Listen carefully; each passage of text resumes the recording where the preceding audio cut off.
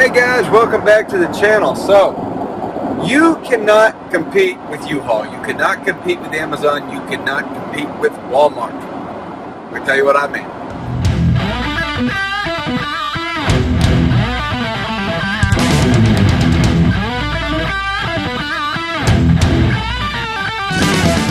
Okay, so you'll have these small mom and pop companies, and they have this great business plan, right? They want to, start up storage facilities. And guys, I'm sorry. I know it's loud in here. I am on the road like crazy. I drove like 13 hours yesterday. I've been on the road for like 5 hours today. So I apologize for the road noise. This is the only option I have right now for filming. So turn up the volume. I'll do my best to edit and bring the background noise down.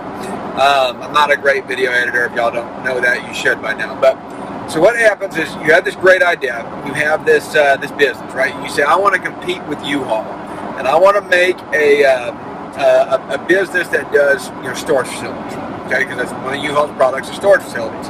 And so you make this storage facility. You spend whatever $200,000, $300,000, $400,000, $500,000, whatever X amount of money. You build this storage facility, and you have this great storage facility. You have great security, you have on-site security staff, you have all heated and cooled units, you have the creme de la creme of storage facilities. Now, here's the problem that you run into. Let's say you have to run those storage facilities and you have to maintain 80% occupancy, and you have to charge $50 a month to stay solvent. If you go below $50 a month, you start having to make cuts somewhere. But you can charge $55 a month, and that's kind of the monthly average for the area, so you can get away with that. Now, what ends up happening is U-Haul doesn't have to make a profit because they can stay solvent for a lot longer than you can, because you have a mortgage and they don't have any debt. Now, I'm just using U-Haul as an example. You fill it in with whatever large commercial business you want to. I realize some of them are better run than others. You get ones like Toys R Us that have tons of debt.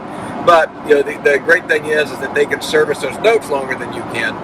And so that's the problem that you run into. And what they do is, what these big corporations do is they say, hey, we want to take over everything in this market, all the storage facilities in this market. And we want to take over everything in all of Birmingham, wherever.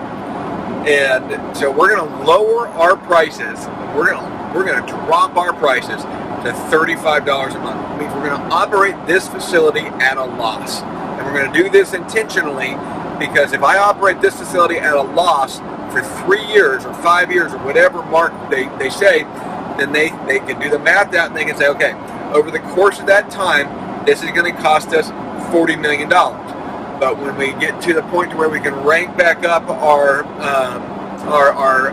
prices again, now all of a sudden I'm the only one left in the game, because I've been able to buy up all these other facilities. I've put all these mom and pops out of business, and now I can take my business and I can just jack up the prices. So instead of renting them for $50 or $55 a month, I can now rent them for $75 a month. So I'm making that extra percentage of profit on there, and I can add that back in, and I can make up for this loss of profit. They're playing an infinite game, and they're looking at a 10-year timeline. And small business owners, we might look at a 10-year timeline, but we don't budget necessarily for a 10-year timeline because you don't have that much money. You don't have 10 years worth of payroll and all this other crap. You're just not making that kind of money. And so that's it. That's what they'll end up doing. So what's the way around this? Well, the only way to beat that system is to run and have better business principles than they have. You have got to run a better, stronger business than they do. And I'm in kind of a unique thing, because anything that competes with us that's on a national basis is a franchise. And some franchises don't quite work the same way because they don't have the capital to be able to do it quite in that same sense, because they're financed by that local person that owns the franchise. But we are probably going to be franchising our model here soon. But anyways, that's a whole different discussion. But so I'm in kind of a unique industry in that, doing property inspections. But for these businesses where your competition is actually Amazon. And what businesses are you in competition with Amazon? You're in competition with Amazon if any of their products can compete with yours. You're in competition with Walmart if any of their products can compete with yours. And what I mean by that is you can have this like cutesy little artsy boutique or whatever in this small little mountain resort town, and yeah, you'll get some people spending money in there, but if they can buy a similar product or maybe even the same product on Amazon, and it's easier for them, I don't have to go to the store, even if you're cheaper, because so many people don't end up price shopping now because Amazon is so convenient, right? We had looked at something the other day, I don't remember now what it was. We looked at the price on Amazon and thought it seemed high, and so we looked around at a few other places, and Amazon was literally $100 higher than everybody else, and it was just because people were used to just swipe right, add to cart, simple. And so you have to run your business with better, stronger fundamentals than a larger business. You have to operate on a tighter budget, and you have to be leaner. You have got to run your show as if your life depends on it, and it does, right? Your livelihood depends on that, and that's the biggest problem. Is people talk about what's the number one thing that causes businesses to go down, and they're going to say undercapitalization, right? That's always the number one. You go to any textbook, any schoolhouse, what takes businesses down? Undercapitalization, and it's not really true. What causes businesses to go under is poor business fundamentals. I see hundreds and hundreds of businesses go under every year that we work with, and they go under because they have poor business fundamentals. They don't run their show like a business. Do you have a marketing budget? Do you have a tax budget? Do you have a payroll budget?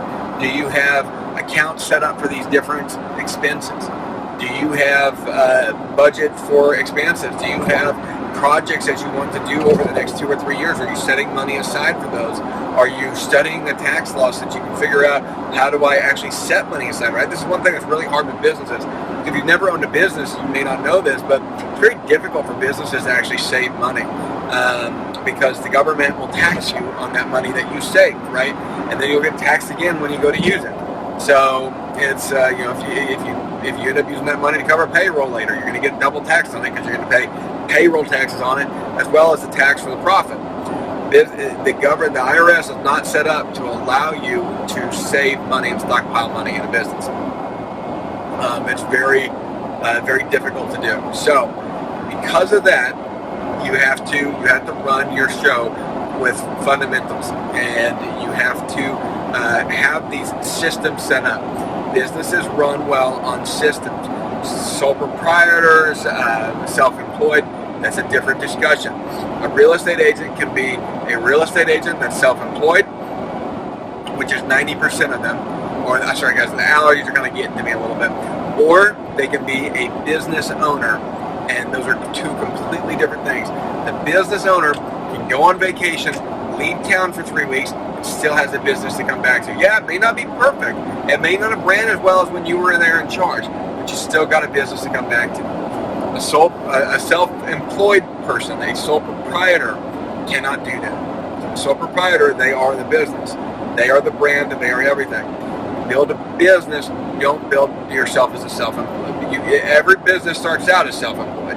Don't have that be your long-term goal.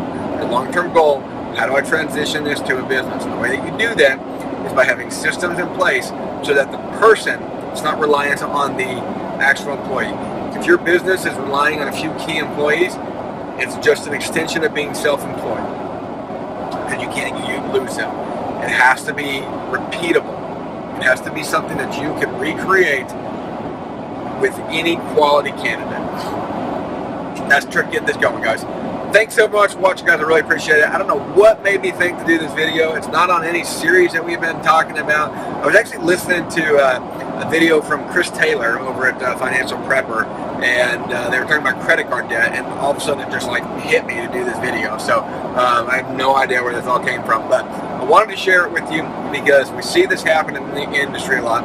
People are starting to get side hustles in place, and I really want you guys to get your side hustles in line and figure out what your goal is for the next couple years. And you guys have got to be smart about this because there are a lot of big fish in that pond, and they're not playing. They're out for blood. So thanks again for watching, guys. I will talk to y'all later.